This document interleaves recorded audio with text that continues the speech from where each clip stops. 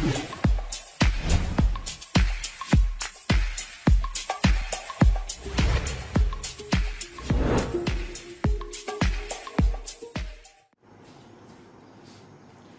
students, it's Chemistry Time Learning Platform. Hi, I am Monica and today we will discuss our new topic that is your acid, bases and salts. देखिए students, ये हमारा 10th class का topic है, but जब हम इसके बारे में स्टडी करेंगे तो सिंपल टू कॉम्प्लेक्स की तरफ मूव करेंगे. ठीक है, मीन्स आपको सिंपल चीजें तो पता चलेंगी यहाँ से, लेकिन साथ साथ में आप कुछ एडवांस लेवल भी पढ़ोगे थोड़ा बहुत इसमें. ठीक है, तो चलिए स्टार्ट करते हैं. सबसे पहले हम स्टडी करेंगे एसिड्स के बारे में, तो चलिए स्टार्ट करते हैं. एसिड्स, बेसिकली मेरे पास एसिड्स होते क्या क्या हैं. ठीक है, सबसे पहले हम एसिड्स के बारे में पढ़ते हैं कि इसकी प्रॉपर्टीज क्या क्या होती हैं. ठीक है, तो सबसे पहले होता है ये सोर टेस्ट. जैसे कि आपने देखा होगा ऑरेंज, लेमन, ठीक है, इमली जिसको आप टैमरिंड बोलते हो, जितने भी मतलब ये फ्रूट्स हैं हमारे पास, बेसिकली ये सिट्रस फ्रूट्स होते हैं, मतलब कि खट्टे होते हैं, सोर होते हैं टेस्ट में, तो सारे एसिड कंटेनिंग होते हैं. ठीक है, अब मेरे पास नेक्स्ट है लिटमस पेपर. लिटमस पेपर क्या होता है? एक इंडिकेटर होता है. ठीक है, बेसिकली हम इसमें दो कॉमन पढ़ते हैं, वैसे तो आपके पास बहुत सारे होते हैं इंडिकेटर, बट दो बेसिकली जब हम साथ साथ पढ़ेंगे ना सारी चीजें, तो उसके साथ साथ ही मतलब इंडिकेटर्स को हम स्टडी करेंगे.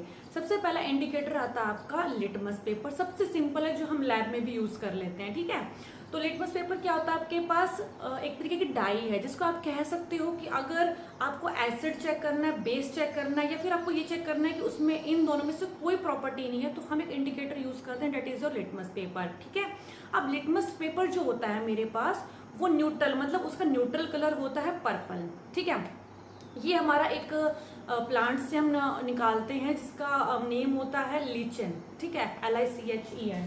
तो पहले सबसे पहले हमारे पास क्या इसकी प्रॉपर्टी है? That is your test. Fine.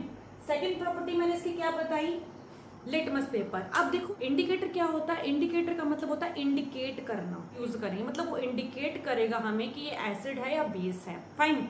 तो अब जो इंडिकेटर होता है उस तरीके की डाई होती है, जो हमें मतलब एक कलर होता है जिसका उसका आता है पर्पल कलर, जो कि आपका एक न्यूट्रल कलर होगा उसका. मतलब अगर आपने उसमें एसिड या बेस डाला, कोई फर्क नहीं पड़ा. इसका मतलब क्या है?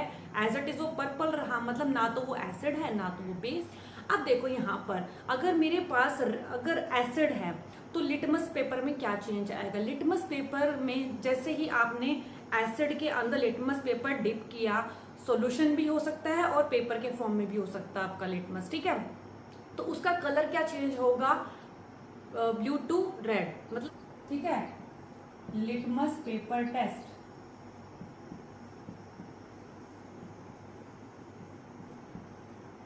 तो क्या होगा? आप एक बात बताओ, अब हमें पता है कि एसिड्स जो होते हैं वो तो डेंजरस होते हैं, तो अगर डेंजरस चीज है तो डेंजरस किस चीज को दिखाता है? रेड को. क्योंकि जब आप सिग्नल भी देखते हो, आप देखते हो ट्रैफिक सिग्नल, ठीक है, ट्रैफिक सिग्नल का कलर क्या होता है? जैसे रेड होता है ना, तो रेड पे आप स्टॉप हो जाते हो.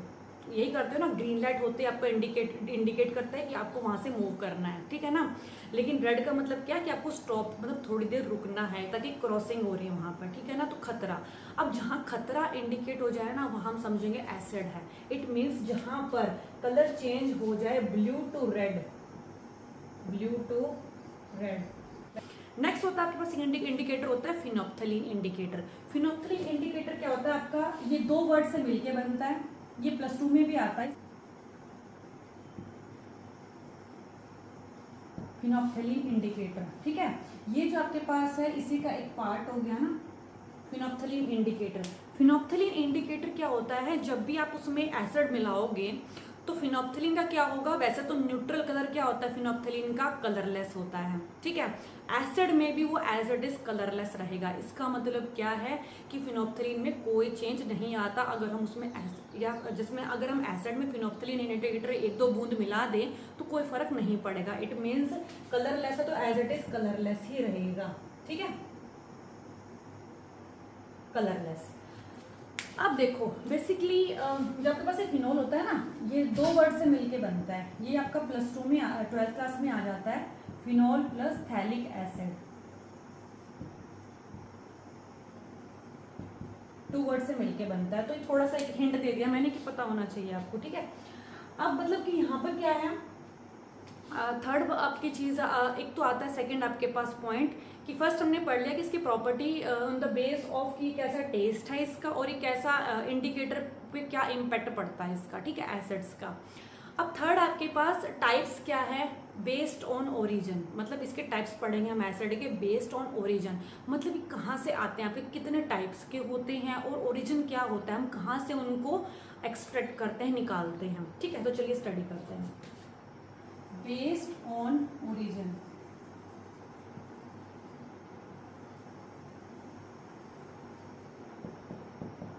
ओरिजिन के बेस पे आप कैसे इनको डिवाइड कैटेगराइज करते हो, देखो ओरिजिन के बेस पे मैंने बोला सबसे पहले आपके पास आता है ऑर्गेनिक, फाइन, ऑर्गेनिक एसिड्स, मतलब हमें कहाँ से ऑब्टेन होते हैं, ठीक है, organic acids. And next one is your inorganic, या फिर आप इसको बोल सकते हो मिनरल एसिड्स, ठीक है, इनऑर्गेनिक एसिड्स या फिर आप इसको बोलोगे मिनरल एसिड्स, फाइन। अब देखो मेरे पास क्या है, जो ऑर्गेनिक एसिड्स होते हैं ना बेटा, वो ऑर्गेनिक एसिड्स का मतलब क्या होता है, ऐसे एसिड्स जो कि मुझे प्लांट या एनिमल्स से मिलते हैं, मतलब वहां से इसका ओरिजिन होता है, मतलब वहां से हमें इनको एक्सट्रैक्ट करते हैं। तो मीन्स इसका मतलब क्या है, जो एसिड्स मेरे प्लांट्स और एनिमल्स में प्रेजेंट होते हैं, मतलब वहां से हमें इसको हमने निकाला तो ऑब्वियसली वहीं प्रेजेंट होंगे ना, तो जो प्लांट्स और एनिमल्स से प्रेजेंट होते हैं ऐसे एसिड्स को हम बोलते हैं organic acids. Plants and animals का मतलब क्या है, लिविंग थिंग्स, सिंपल सी बात है। तो यानी कि जो मुझे लिविंग थिंग्स से ऑब्टेन हो जाए, कहाँ से, लिविंग थिंग्स से, बिकॉज कहाँ से मिले मुझे ये, प्लांट्स एंड एनिमल्स से, ठीक, वहां से एक्सट्रैक्ट करते हैं हम इनको। इनऑर्गेनिक एसिड्स क्या होता है, मिनरल एसिड्स, मतलब मिनरल तो आपको समझ में आता होगा ना, खनिज पदार्थ, मतलब जो भी चीज अर्थ क्रस्ट, मतलब हमारे जमीन के नीचे है, जैसे ऑयल हो गया, ठीक है, रॉक्स हो गए, तो इस तरीके से जहां से भी हम वहां से अगर एक्सट्रैक्ट कर लें चीजों को, तो इसका मतलब क्या है, वो इनऑर्गेनिक एसिड्स की कैटेगरी में आता है। मतलब ऑर्गेनिक जो नहीं है वो ऑब्वियसली इनऑर्गेनिक ही होगा, ठीक है ना।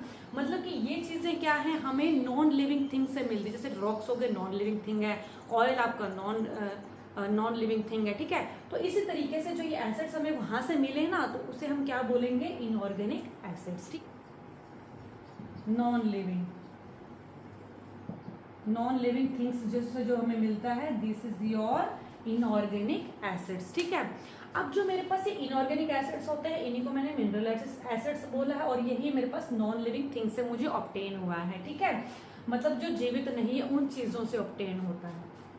अब ये इनऑर्गेनिक जो होते हैं ना आपके पास, वो बहुत डेंजरस कैटेगरी में आते हैं, वो मैं बताऊंगी क्यों आते हैं। देखो अब इसके एग्जांपल्स क्या क्या हैं, जैसे HCl, HNO3, कार्बोनिक एसिड, ये हो गया carbonic acid, then H2SO4, these are your in the category of mineral acids, मतलब hydrochloric acid, nitric acid, carbonic acid, sulphuric acid, ये सारे किसके कैटेगरी में आ गए, मिनरल एसिड्स के कैटेगरी में। तो ये एक्चुअली ये मैन मेड होते हैं, क्या लिखोगे आप, ये मैन मेड है, मतलब खनिज की तरह से निकाला अर्थ जमीन के नीचे से, और इंसान ने इसको मतलब बनाया, मैन मेड, ठीक है ना, लैब में, इन लैबोरेटरी हम इनको लैब में इनकी फॉर्मेशन की जाती है, लैब में बनाते हो। आपको पता होगा जब आप लैब में भी काम करते हो तो वहाँ पे लिखा होता है, देखो ये वर्ड लिखा होता है CONC, या फिर आपको मिलेगा लिखा हो DIL, ये चीजें लिखी हुई मिलती है ना, इसका मतलब क्या है, कंसंट्रेटेड है या फिर डाइल्यूट है, ठीक है ना। अब ये जो एसिड्स हम यूज करते हैं ना, ये इतने ज्यादा डेंजरस होते हैं, किसी भी चीज पे गिर गया तो उसको खराब करके रख देता है, चाहे वो क्लोथ्स पे गिर जाए, चाहे आपके हाथ पे गिर जाए, कहीं पे भी, ठीक है। तो ये कोरोसिव होते हैं नेचर में, मतलब खराब कर देते हैं जहां भी करते हैं, और एक्सप्लोजिव भी होते हैं, ठीक है।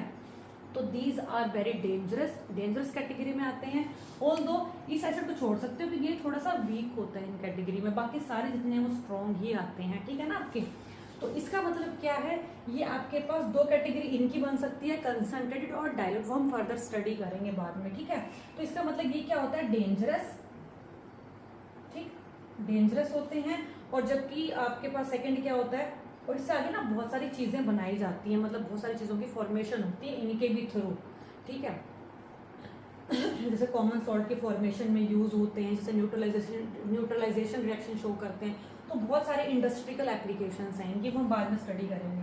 डेंजरस होते हैं और plus corrosive. Fine.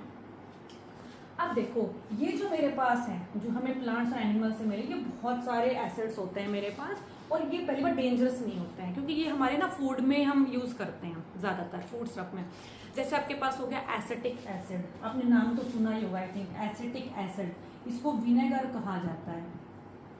Acetic acid जो कि है विनेगर, ठीक है, मतलब सिरका बोलते हैं जिसको हिंदी में, ठीक है। फाइन। अब जो एसिटिक एसिड है ना, वो कहाँ कहाँ आपको बताओ मुझे, फूड में कहाँ कहाँ मिलता है।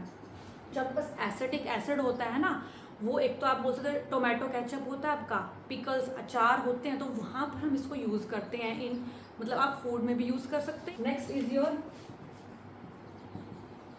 Citric acid. सिट्रिक एसिड, ये जो सिट्रिक एसिड होता है ना, ये सिट्रस फ्रूट्स में, सी नाम से रिप्रेजेंट हो रहा है, मतलब खट्टे फलों में यूज होता है। जैसे मेरे पास हो गया ऑरेंज हो गया, लेमन हो गया, या फिर आप बोल सकते हो जैसे ये जो अनपके फ्रूट्स होते हैं, जैसे कि अनराइप मैंगोज हो गए, अनराइप ग्रेप्स हो गए, जो पके नहीं होते पूरी तरीके से, खट्टा बहुत होता है ना वो, तो उसमें क्या होता है सिट्रिक एसिड, यानी कि किसमें होता है ये, सिट्रस फ्रूट्स में, citrus fruits. Fine, citrus fruits में होता है, यानी खट्टे फलों में होता है। अब नेक्स्ट है मेरे पास जैसे लैक्टिक एसिड। लैक्टिक एसिड, देखो लैक्टिक नाम से ही आपको कुछ इंडिकेट हो रहा है, लैक्टोज एक होता है, लैक्टोज शुगर, कार्बोहाइड्रेट्स नहीं पढ़ते हैं उसको। लैक्टिक एसिड का मतलब होता है जैसे जो एसिड मेरा किस में यूज होता है, एक तो ये लैक्टिक एसिड जो लैक्टोज से रिलेटेड है, मतलब मिल्क, लैक्टोज मीन्स मिल्क से रिलेटेड है। अब जो ये मिल्क है ना, जैसे आपका काउ मिल्क होता है, उसमें भी लैक्टोज ही पाया जाता है, शुगर उसके मिल्क में, ठीक है। तो जो लैक्टिक एसिड है वो कहाँ पे, जैसे आपने कई बार देखा होगा ना, मिल्क दूध खराब हो जाता है, खट्टा हो जाता है ना वो दूध खराब होने के बाद, तो उसमें लैक्टिक एसिड मिलता है। जैसे दही खट्टी होती है तो उसमें लैक्टिक एसिड मिलता है, ठीक है। तो किस किस में यूज हो गया, मिल्क में हो गया, और एक आपका कर्ड यानी दही में, ठीक है। थर्ड वन इज योर, जैसे मैंने बोला टार्टरिक एसिड। टार्टरिक एसिड, इसको नाम से याद रख लेना, ये टी है ना तो यहीं पर टी यूज कर लो, टैमरिंड, TAMARIND, टैमरिंड। टैमरिंड का मतलब क्या होता है, इमली, इमली जो खट्टी होती है ना, तो उसके अंदर टार्टरिक एसिड यूज होता है। तो आपको थोड़ा सा ना आइडिया होना चाहिए कौन सा एसिड कौन सी मतलब उसमें फ्रूट्स में या फिर फूड में प्रेजेंट होता है आपका, ठीक है। नेक्स्ट आपके पास फॉर्मिक एसिड। इन सब के फॉर्मूलेस करने की ज्यादा नीड नहीं है, लेकिन आप ना नेट से निकाल लो, चाहे वैसे भी, जैसे इसका होता है CH3COOH, ठीक है। इसका फॉर्मूला ये होता है 6H8O7। तो आपको इस पर ना फॉर्मूले सब पे ज्यादा ध्यान नहीं देना है, बस चीजों को समझना है, ये चीजें होती क्या क्या, ठीक। इसका फॉर्मूला ये होता है टार्टरिक का C4H6O6, ठीक है। ये आपका लैक्टिक एसिड का फॉर्मूला होता है। फॉर्मिक एसिड का फॉर्मूला होता है HCOOH। ये थोड़ा सा, ये तो शॉर्टकट छोटा सा ही है। फॉर्मिक एसिड होता है ना, ये कहाँ मिलता है, जैसे एंट स्टिंग, मतलब जब आपने देखो चींटी काटती है ना तो एक फॉर्मिक एसिड रिलीज करती है। जब आपको यहाँ पे दर्द होता है ना तो वो क्या रिलीज करती है उस टाइम पे, फॉर्मिक एसिड, जिसकी वजह से आपको दर्द होता है, ठीक है, जब चींटी काटती है तब, ठीक। नेक्स्ट आपके पास एक रह गया ऑक्सैलिक एसिड। ऑक्सैलिक एसिड, ये जो ऑक्सैलिक एसिड है ना टोमेटोज में, ये तो आप लिख ही लेना कुछ, ठीक है। 10th क्लास में आपका सारा आता है, ठीक है ना। मैंने क्या क्या बताया, एसिटिक एसिड जो विनेगर में प्रेजेंट होता है, सिट्रिक एसिड जो सिट्रस फ्रूट्स यानी ऑरेंज, किस किस में, ऑरेंज में बताया मैंने, लेमन में बोल सकते हो, रॉ मैंगोज, कच्चे फल जो भी होते हैं, अनराइप जिसको आप बोलते हो कच्चे फल। फॉर्मिक एसिड मैंने बता दिया एंड स्टिंग में, ठीक है। ऑक्सैलिक एसिड होता है टोमेटोज में, ऑक्सैलिक एसिड होता है, ठीक है। तो आपको थोड़ा सा बेसिक नॉलेज होना चाहिए कि कौन सा क्या होता है। और दूसरी चीज, ये डेंजरस नहीं होते, इसको आप ईट करते क्योंकि आप खाते हैं तो वही ऑब्वियसली, तो ये आपके पास डेंजरस नहीं होते, तब को इनको लिख लेना, दीज आर नॉट डेंजरस, ठीक है। तो क्या लिखोगे, नॉट डेंजरस। ये डेंजरस नहीं होते, जबकि ये डेंजरस होते हैं। अब एक चीज ध्यान रखना आपको, जितने भी ऑर्गेनिक एसिड्स होते हैं ना वो वीक एसिड्स होते हैं, ठीक है। वीक हैं तो अब वो ऑब्वियसली वो ज्यादा दिक्कत देते नहीं हैं, लेकिन on the other side inorganic acid जो मिनरल एसिड्स होते हैं वो डेंजरस कैटेगरी में आते हैं। डेंजरस होंगे इसका मतलब क्या है कि बहुत बुरा इफेक्ट तो पड़ता है इनका। लेकिन except one sorry inorganic acid की कैटेगरी में जो आपके पास ये H2CO3 आता है ना, कार्बोनिक एसिड, ये वाला वीक कैटेगरी में आता है, तो ये हार्मफुल नहीं होता। अदरवाइज बाकी जो 3 बच गए ना वो हार्मफुल ज्यादा है एज कम्पेयर टू दिस, ठीक। तो अब जब आपके पास एक कार्बोनिक एसिड होता है ना, ये 2 चीजों से मिलके बनता है, H2O + CO2। अब आपको पता है इन्वायरमेंट में मेरे पास कार्बन डाइऑक्साइड गैस तो है ही, ठीक है ना। अब वो वाटर से मिला के क्या बन जाती है, H2CO3। अब देखो एक चीज और, मतलब ये CO2 डिजोल्व है, CO2 गैस वाटर में डिजोल्व है, तब जाके मेरे पास कार्बोनिक एसिड फॉर्म होता है। आपको पता होगा ना रेन वाटर में भी H2CO3 होता है, इसका मतलब उसमें क्या है, हमारे एटमॉस्फेयर में कार्बन डाइऑक्साइड तो है ही, जैसे रेन वाटर मतलब पानी आता है, बारिश आती है, तो उसमें क्या होता है, CO2 वाटर के साथ डिजोल्व हो जाता है और क्या बनाता है, कार्बोनिक एसिड। आपने सुना भी होगा, ठीक है ना, एसिड रेन जिसके अंदर ये होता है। तो चलो अब मेरे पास नेक्स्ट क्या आता है, ये तो आपके पास हो गया यहाँ तक। अब एक चीज ध्यान रखना, जो ये मेरे पास कार्बोनिक एसिड है ना, जो CO2 जैसे सॉफ्ट ड्रिंक होती है ना, कोको कोला हो गया जो पीते हो, सॉफ्ट ड्रिंक्स या सोडा वाटर हो गया, तो इनके अंदर CO2 गैस डिजोल्व होती है। जैसे आप उसको ओपन करते हो, एक बाहर एक फिज साउंड आता है ना, एकदम बाहर की तरफ आती है सारी, वो क्या होता है, बाहर की तरफ सारी गैस जो रिलीज होती है ना, वो होती है आपकी CO2 गैस, क्योंकि वो हाई प्रेशर के अंडर स्टोर की जाती है। जैसे ही आप ओपन करोगे, प्रेशर बाहर 1 atm है, लेकिन अंदर क्या है, उस बॉटल के अंदर ज्यादा प्रेशर है। जैसे ही वो बाहर की तरफ खुलेगी, एकदम प्रेशर कम हो गया, तो प्रेशर कम हो गया तो क्या करता है, हर एक चीज क्या करती है, इक्विलिब्रियम में अपने प्रेशर को इक्वल करने की कोशिश करती है। ज्यादा था तो कम की तरफ अप्रोच किया, तो इसका मतलब अपना उसका क्या हो गया, प्रेशर कहाँ जाएगी, वो बाहर की तरफ, ताकि उसका एटमोस्फेयर, ताकि उसका प्रेशर 1 atm के इक्वल हो जाए, ठीक है ना। अब देखो और होती सोडा वाटर में हो गया, या फिर आप बोलते हैं ना कोल्ड ड्रिंक्स, कोल्ड ड्रिंक्स में भी ये चीज वाटर के अंदर डिसॉल्व होती है CO2 गैस, क्योंकि आपने सॉल्युबिलिटी कंसेप्ट भी पढ़ा हुआ 9th क्लास में, तो उसमें ये चीज आती है, ठीक है ना, कि CO2 डिसॉल्व फॉर्म में होती है, H2O जो उसकी सॉल्युबिलिटी को रेफर करती है, ठीक है। तो चलिए चीज है ना, आपको एक छोटे से कंसेप्ट से कितना कुछ आप इन्फॉर्मेशन ले सकते हो ना, कि मतलब मैंने कार्बनिक एसिड बता दिया, तो आपने वहां से क्या क्या एसिड रेन के बारे में समझ में आया थोड़ा बहुत कि उस चीज़ में होता है। दूसरा आपने बता दिया कि सोडा वाटर बॉटल में यूज होता है, सॉल्युबिलिटी कंसेप्ट भी इवन वहीं से आता है। तो आप है ना कनेक्ट किया करो हर एक कंसेप्ट को। अब जैसे मैं 3rd कंसेप्ट पढ़ाऊंगी, उसमें आपको मैं बहुत कुछ चीज़ें ऐसे बताऊंगी जो आप रिलेट करोगे। अब ये मैटर नहीं करता आप 10th में हो, 11th में हो, 12th में BSc कर रहे हो, MSc कर रहे हो, नेट लेवल का एग्जाम दे रहे हो, डिपेंड ये करता है कि आप उस चीज़ को कितना समझ रहे हो, एक्सटेंड तक आप उसको अप्रोच कर रहे हो, ठीक है। That is very important for you. 3rd हमारे पास बेस्ड ऑन स्ट्रेंथ।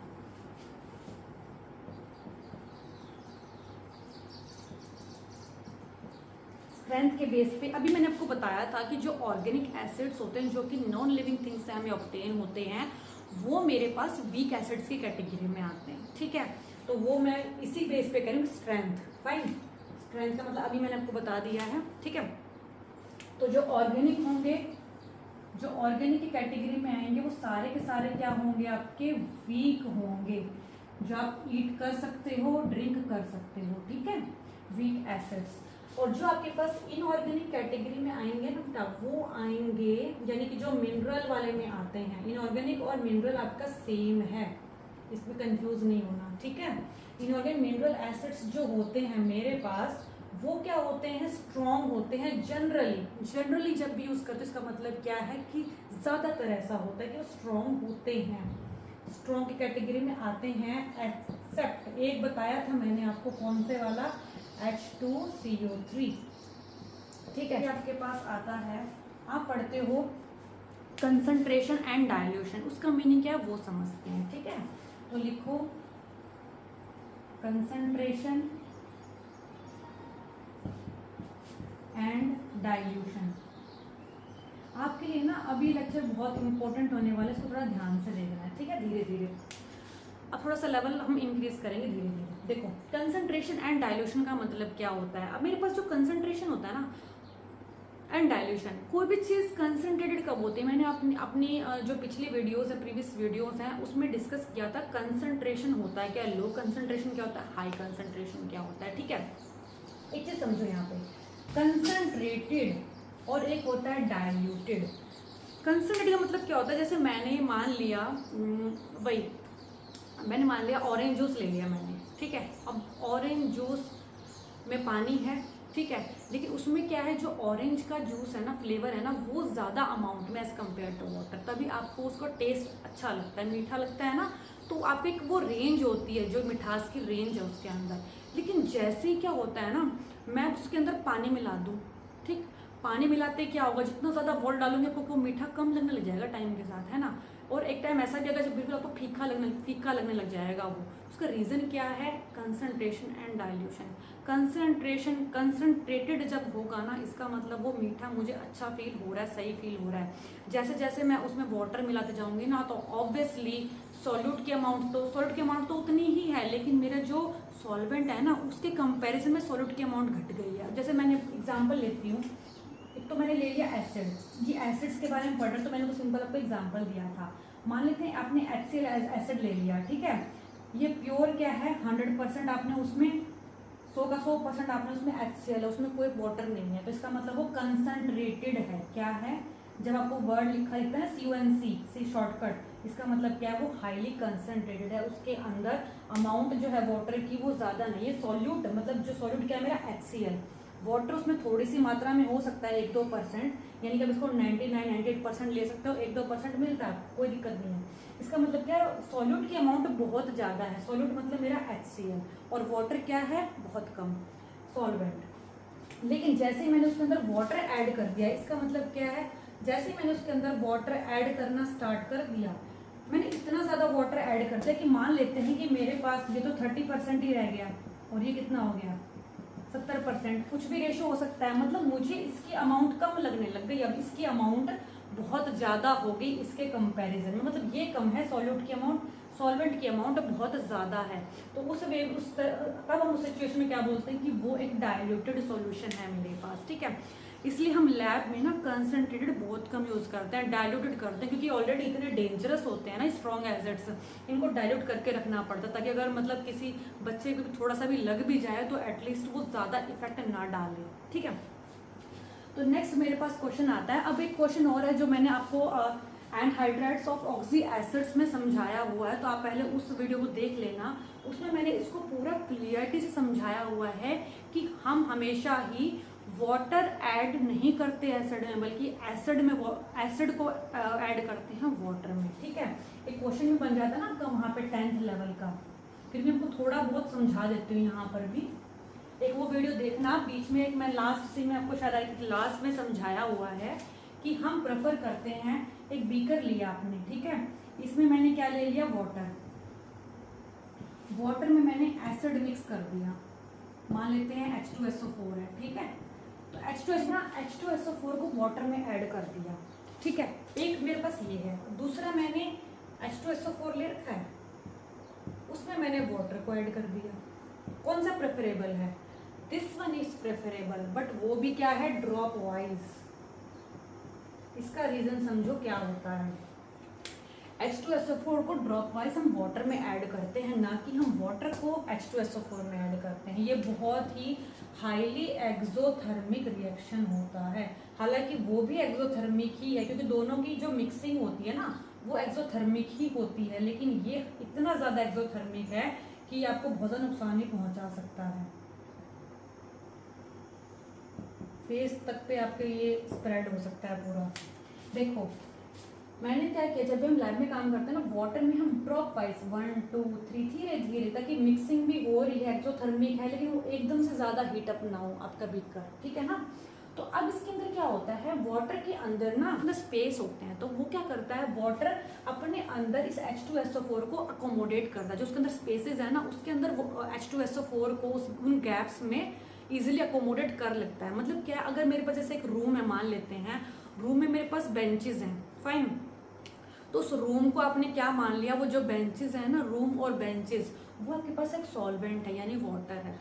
मैं एग्जांपल के समझा रही हूँ। उन बेंचेस पे आकर बच्चे बैठ जाते हैं, तो दिस इज योर H2SO4, ठीक है ना। मतलब अकोमोडेट होना, उन स्पेसेस को ऑक्यूपाई करना, ठीक है ना। तो ये अपना इजीली जो इसके पास स्पेसेस होंगे ना पानी के अंदर, तो ये इजीली अकोमोडेट कर लेंगे अपने अंदर इसको, मतलब इसके अंदर इतनी सीट्स हैं वैकेंट कि अपने अंदर उन स्पेसेस में इसको इजीली अकोमोडेट कर सकता है, तो ज़्यादा प्रॉब्लम नहीं आती। बट H2SO4 के साथ ऐसा कुछ नहीं है, इसके पास कुछ ऐसा स्पेस नहीं जहाँ पर वाटर आके बैठ जाए, ठीक है। तो देखो यहाँ पर क्या है, जब हम H2SO4 को ड्रॉप वाइज डालेंगे ना, तो धीरे धीरे ये अपने अंदर स्पेस में इसको अकोमोडेट कर लेगा, तो कोई प्रॉब्लम नहीं आएगी। सिंपल धीरे धीरे ग्रेजुअली मिक्सिंग होगी, आराम से मिक्स हो जाएगा। इसके अंदर हीट अगर रिलीज भी हो रही है, एक्सोथर्मिक तो ये भी है, अगर हीट रिलीज हो भी रही है ना, तो वो क्या होगा, इतना इजीली ये जो वाटर होगा आपका वो इजीली एब्जॉर्ब कर लेगा उस हीट को, जो इनमें से थोड़ी बहुत रिलीज भी होगी, तो ठीक है ना। तो थोड़ी बहुत एनर्जी जो रिलीज होती है वो water, large amount of water क्योंकि हम बहुत ज़्यादा अमाउंट में ले रहे हैं, तो वो इजीली अपने स्पेस में उसको इजीली एब्जॉर्ब कर लेता है। फाइन। तो अब मेरे पास क्या होता है, अब मैंने इसको ना उसमें अगर थोड़ा सा कंसेप्ट मैंने आपको यहाँ बता दिया जो आपका 10th लेवल का बेस है, लेकिन इसका एक कंसेप्ट जो आता है ना वो एनहाइड्रेट ऑफ ऑक्सी एसिड्स मैंने लास्ट में समझाया हुआ है। आई थिंक मैंने इस तरीके से करके समझाया हुआ है कि 2 पाई बॉन्ड टूटते हैं, ठीक है, और 2 न्यू सिग्मा बॉन्ड बनते हैं। तो वहाँ पर जो 12th के और फिर आफ्टर 10th के जितने बच्चे हैं वो उसको देख सकते हैं किस तरीके से ये हीट रिलीज होती है, एक्सोथर्मिक रिएक्शन वो होता है, वो उसके रिस्पॉन्सिबल ही वो फैक्टर होता है। अब सभी एसिड्स में क्या चीज़ कॉमन होती है, सभी एसिड्स मेरे पास H पॉजिटिव आयंस कॉमन होते हैं। अब देखो यहाँ पर मेरे पास क्या है, लास्ट है जो मैं आप आज आपके पास टॉपिक शेयर करूंगी, दिस इज योर, जो बहुत ही इंपॉर्टेंट टॉपिक जो क्लियर माइंड में होना चाहिए कंसेप्ट, ठीक है।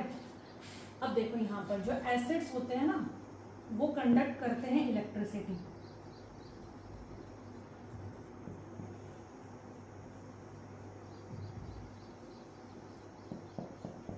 Acids conduct electricity. अब देखो सबसे पहली चीज, आपका सबसे बेसिक चीज क्या होता है, आपको मैं एक बात बताती हूँ, I is equal to Q upon T। ये सबको पता होगा आई थिंक कि करंट क्या होता है, rate of flow of charge, this charge, ठीक है। करंट क्या होता है, rate of flow of charge. अगर मैं T को 1 सेकेंड ले लूँ तो 1 सेकेंड में कितना चार्ज फ्लो करता है, डेट इज योर करंट, मतलब उतना ही वो करंट प्रोड्यूस करेगा। करंट प्रोड्यूस होगा तो कंडक्ट करेगा इलेक्ट्रिसिटी ऑब्वियसली। तो यानी कि मेरे पास कंडक्ट फ्लो कराने के लिए यानी कंडक्शन ऑफ इलेक्ट्रिसिटी के लिए मेरे पास सबसे ज़्यादा रिस्पॉन्सिबल क्या चीज़ है, चार्ज। अब यहाँ पे चार्ज, तो चार्ज का मतलब क्या है, चार्ज पार्टिकल्स जो चार्ज कैरी करते हूँ, ठीक है। तो क्यों मतलब क्या है, जो चार्ज कैरियर्स जो चार्ज कैरी करते हैं, चाहे वो आपके पास इलेक्ट्रॉन्स भी हो सकते हैं या फिर आपके पास वो आयंस भी हो सकते हैं, क्योंकि चार्ज तो आयंस के पास भी होता है। आपने स्टडी की वजह से मेरे पास मान लेते हैं Na positive Cl negative charge carry करता है, H पॉजिटिव Cl नेगेटिव आपने पढ़ा है 9th में। मतलब जो चार्ज कैरियर्स होते हैं ना वो आपके पास क्या होते हैं, कंडक्ट करते हैं इलेक्ट्रिसिटी। तो सबसे मेन फंडा क्या है कि आपको क्यू का मतलब क्या है, जो चार्ज कैरियर जिनके पास चार्ज कैरी करने वाली स्पीशीज होती है ना वो आपकी कंडक्ट करती है इलेक्ट्रिसिटी, और जो इलेक्ट्रिसिटी कंडक्ट करते हैं स्पीशीज उन्हीं को हम इलेक्ट्रोलाइट्स भी बोलते हैं। इसका मतलब क्या हुआ मेरा, जो एसिड्स होते हैं वो इलेक्ट्रिसिटी कंडक्ट करते हैं और जो कंडक्ट करते हैं इलेक्ट्रिसिटी उन्हीं को हम इलेक्ट्रोलाइट्स भी बोलते हैं। तो इट मीन्स मैं ये बोल सकती हूँ कि एसिड्स आर इलेक्ट्रोलाइट्स। फाइन, तो यहाँ से 2 डेफिनेशन आ गई ना आपके पास। तो एसिड्स मेरे पास क्या होते हैं, जो कंडक्ट करते हैं इलेक्ट्रिसिटी, जिन्हें हम कहते हैं इलेक्ट्रोलाइट्स। और यहाँ पर स्ट्रॉन्ग इलेक्ट्रोलाइट्स भी हो सकते हैं, वीक भी, क्योंकि एसिड्स भी स्ट्रॉन्ग वीक होते हैं तो इलेक्ट्रोलाइट्स ऑब्वियसली स्ट्रॉन्ग और वीक हो सकते हैं, ठीक है।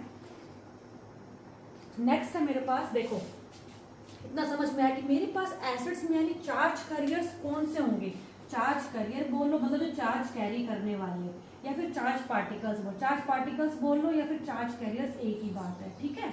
तो चार्ज पार्टिकल्स क्या होंगे, आयंस होंगे। जैसे मैं अभी एग्जांपल लेके दिखाऊं आपको, HCl है H positive plus Cl negative, H2SO4 है 2H positive plus SO4 2 negative, HNO3 है। आप किसी का भी डिसोसिएशन शो कर सकते हो यहाँ पे, H positive plus NO3 negative. अब देखो यहाँ पर सारे के सारे चार्ज कैरियर्स हैं, यहाँ पर सारे के सारे।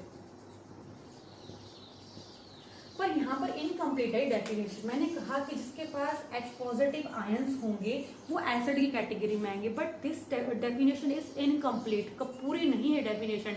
पूरी डेफिनेशन कब होगी? जब आप उसको एक और चीज इसमें ऐड करोगे कि मेरे पास जो एसिड्स होते हैं वो एक्वस मीडियम में, यानी सॉल्वेंट क्या होना चाहिए, क्योंकि सॉल्यूट है, सॉल्वेंट क्या होगा मेरे पास? वाटर। सॉल्यूट प्लस सॉल्वेंट से मिलकर मेरे पास एक सॉल्यूशन बना है।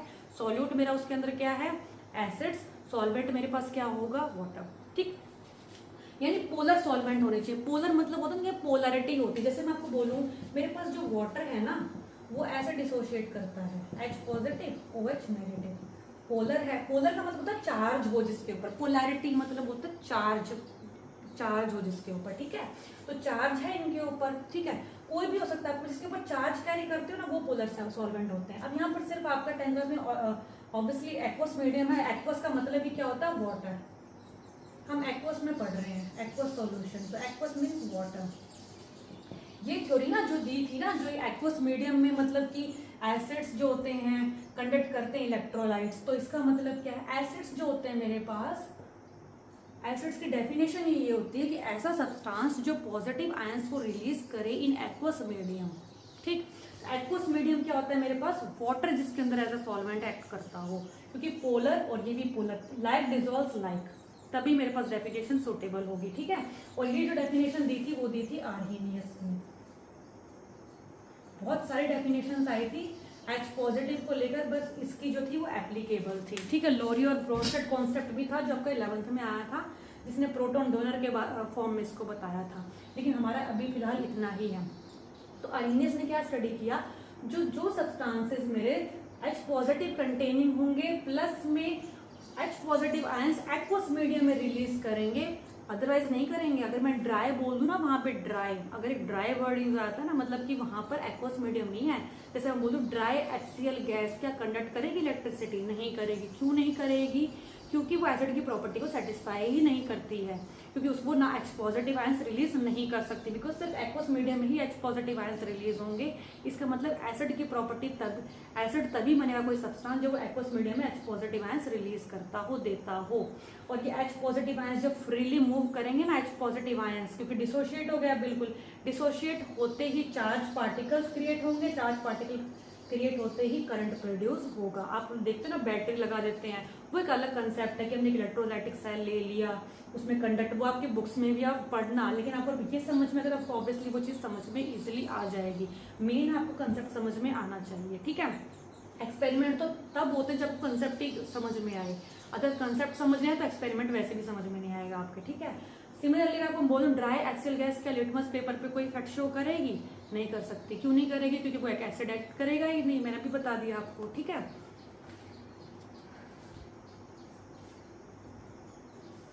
अब देखो इसको आप कैसे शो करोगे? अब मैंने सीधा शो कर दिया, ये ऐसे शो ना करके, क्योंकि मैं ऐसे सीधा शो कर रही हूँ, लेकिन इनके आगे ना एक वर्ड आप इसको ऐसे लिख के आओगे ना, कई बार लिखा जाता है ऐसे बुक्स में गलती से, पर ऐसा लिखना ठीक नहीं है। आप कैसे लिखोगे इसको?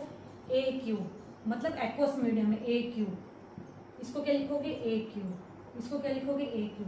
हर किसी को आपने आगे क्या लिखना है? एक्वस मीडियम के अंदर है ये। ठीक है ना, मतलब आपने इसको एक्वस मीडियम में डिसोल्व किया, या फिर आप दूसरे तरीके से भी शो कर सकते हो। उसको देखो मैं बताती हूँ। अगर आपने मान लिया ये H पॉजिटिव HCl ले लिया, किसमें मैंने लिया? H2O, या तो ऐसे शो करो सिंपल AQ लिख दो, इसका मतलब वाटर ही ऐड किया है। ठीक है, या फिर ऐसे शो कर दो, यहाँ से क्या हुआ? एक H पॉजिटिव आयंस रिलीज हुआ, यहाँ पर H2O था, ये न्यूट्रल है आपके पास, H2O में एक H पॉजिटिव गया तो H3O positive plus Cl negative, this is your hydronium ion. ये रेस्पॉन्सिबल होता है, साथ साथ ये रेस्पॉन्सिबल होता है, एक्वस लगाना जरूरी है, सॉरी ये वाला, this is responsible for the conduction of electricity in acids. ये सब कुछ एक्सपेरिमेंटली डिटरमाइन किया गया था आपका। ठीक है, अब देखो मैंने आपको बताया था कि हम लास्ट में एक चीज डिस्कस करेंगे, strong acids and weak acids. तो चलो लिखते हैं। अब जो स्ट्रॉन्ग एसिड्स होते हैं ना वो किस टाइप के होते हैं? लिखो,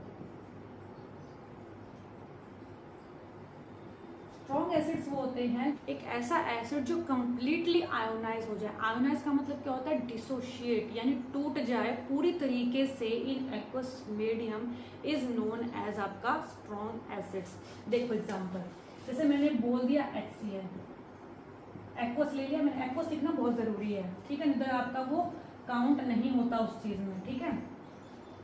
तो यहाँ पर क्या लिखूंगी मैं, H positive aqueous plus Cl negative aqueous. अब एक बात मेरी ध्यान रखना, देखो H पॉजिटिव जो ब्रेक हुआ है ना, वाटर मॉलिक्यूल्स के पास क्या होता है, H पॉजिटिव OH नेगेटिव, यहाँ इक्विलिब्रियम ये वीकली डिसोशिएट होता है, ठीक है।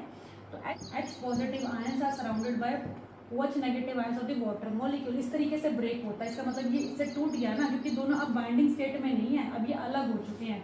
किसके थ्रू, किसके द्वारा हुआ है, किसकी वजह से हुआ है, वाटर मॉलिक्यूल्स के द्वारा हुआ है, ठीक है। अब Cl नेगेटिव जो आपके पास ये वाला था, इसके पास कौन आने स्टार्ट हो जाएगा, H पॉजिटिव वाटर का, यानी इनके बीच जो फोर्स ऑफ अट्रैक्शन थी ना H पॉजिटिव से, अब वो क्या हो गई है, ब्रेक हो चुकी है। कहते हैं ना आप एक बॉन्ड फॉर्मेशन में जो भी इनके बीच में बॉन्ड था वो टूट चुका है, ठीक है। तो ये क्या हो गया आपके पास ऐसे सराउंड। तो यही होता है जब हम बोलते हैं ना कि वाटर किस तरीके से अपने अंदर स्पेस में वो चीज़ ऐड करता है। जैसे मैंने H2SO4 बोला, वही होता है कि H2SO4 को भी वो इसी तरीके से करता है। यहाँ H पॉजिटिव आ जाएगा, यहाँ SO4 2 नेगेटिव आ जाएगा, और सराउंडेड बाय वाटर मॉलिक्यूल्स के H पॉजिटिव से, ये सराउंडेड बाय वाटर मॉलिक्यूल के OH नेगेटिव से। मतलब खाली स्पेस तो है वाटर मॉलिक्यूल, तभी तो वो अपनी सीट में किसको बिठा रहा है, इनको अकोमोडेट कर रहा है, ठीक है। अब देखो यहाँ पर स्ट्रॉन्ग एसिड्स मेरे पास जैसे HCl हो गया, सिमिलरली आप HNO3 के लिखा तो H2SO4, ये सारे आपके पास क्या है, ये क्योंकि ना कंप्लीटली डिसोशिएट हो जाते हैं। ये जो एरो है ना, इस एरो का मतलब क्या होता है, स्ट्रॉन्ग को रिप्रेजेंट करता है, मतलब कि ये चीज़ पूरी तरीके से टूट चुकी है, एटलीस्ट 99.9% तो टूट ही चुकी है, ठीक है। 99 बोलो 90 बोलो, मतलब ये स्ट्रॉन्ग की कैटेगरी में आता है। अगर मेरे पास वीक एसिड्स हैं, वीक एसिड्स क्या होंगे, जो पार्शियली ब्रेक होंगे, पार्शियली आयोनाइज होंगे।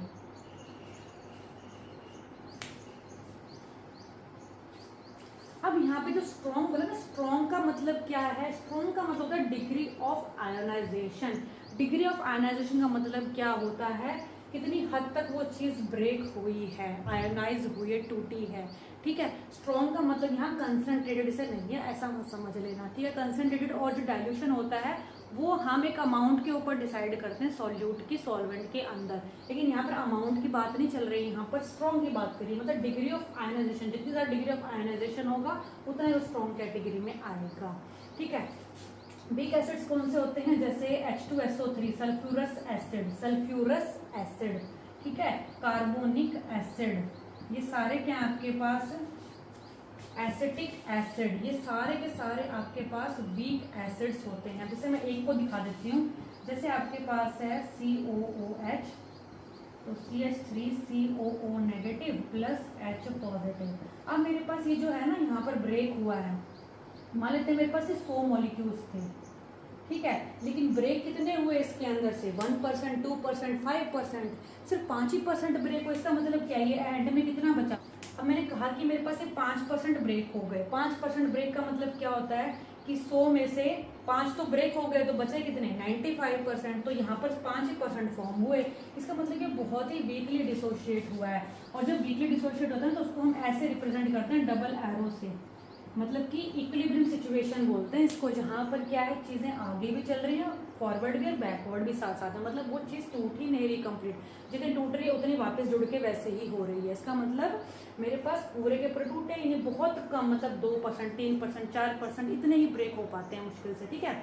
और जो एक चीज़ और बता देती हूँ आपको इसके अंदर, यहाँ पर एक थोड़ा एडवांस लेवल की चीज़ है कि मेरे पास ये होता है आयोनाइजेशन कांस्टेंट, या फिर इसको आप बोलते हो एसिडिटी कांस्टेंट, क्योंकि एसिड से केस में हम इसको बोलेंगे एसिडिटी कांस्टेंट, ठीक है। तो कितना हो जाएगा, देखो यहाँ पर फॉरवर्ड का जो प्रोडक्ट्स होते हैं उनकी कंसंट्रेशन, और बैक ये एक्वस लगा लेना, ठीक है, HCl नीचे आ जाएगा आपका, मतलब फॉरवर्ड डिवाइड बाय बैकवर्ड, ठीक है। अब जितना ज़्यादा मेरा H पॉजिटिव ब्रेक हुआ ना, उतना ही ज़्यादा Ka की वैल्यू होगी, जितनी ज़्यादा Ka की वैल्यू होती उतना ही स्ट्रॉन्ग एसिड होता है। आप नेट पे सर्च करना कि Ka वैल्यूज, एसिडिटी कांस्टेंट की वैल्यू या फिर ionization constant value for the acids, वो आप देखोगे नेट पे तो आपको पता चलेगा कौन सा स्ट्रॉन्ग एसिड है। सारे एसिड्स की कैटेगरी होती है Ka के ऊपर डिपेंड करती है। उसमें हम क्या देखते हैं, सॉल्यूशन में H पॉजिटिव आयन जितनी ज़्यादा ब्रेक होंगे ना, मतलब फॉरवर्ड रिएक्शन जितनी ज़्यादा होगी, क्योंकि फॉरवर्ड ही चाहते हैं हम, प्रोडक्ट मिले हमें ज़्यादा से ज़्यादा, जितना ज़्यादा प्रोडक्ट मिलेगा उतना ही ज़्यादा एसिडिटी कॉन्स्टेंट होगा, उतना ही ज़्यादा मेरे पास वो एसिड बिहेव करेगा, क्योंकि H पॉजिटिव आयंस उतने ही ज़्यादा फॉर्म होंगे। फाइन।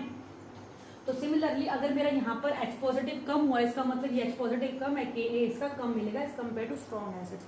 तो Ka डिटरमाइन करता है स्ट्रॉन्ग है कि वीक है। ठीक है, आई होप आपको ये लेक्चर समझ में आया होगा। और अगर आपको कोई कंसेप्ट यहाँ पर आप जहाँ पर अटक रहे हो या आपको डिफिकल्ट लगता है तो आप मुझे कमेंट सेक्शन में लिख सकते हो। Thanks for watching.